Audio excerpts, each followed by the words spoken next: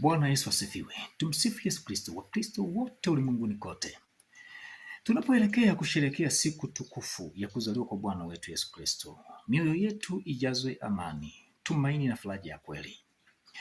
Krismasi tukumbushe kuwa Mungu hajatusahau, bali alitupenda akamtoa mwanaye kwa ajili yetu, aishi nasi kwa kutufariji na kutuokoa. Kwa wale wanaopita katika majaribu, huzuni, changamoto katika maisha, nuru ya Kristo iwaangaze gizani mwao. Kama alivyokuja katika hali ya utoto pangoni, ndivyo atakavyokuja katika hali zetu za unyenyekevu na udhaifu, akileta upendo usiokuwa na masharti.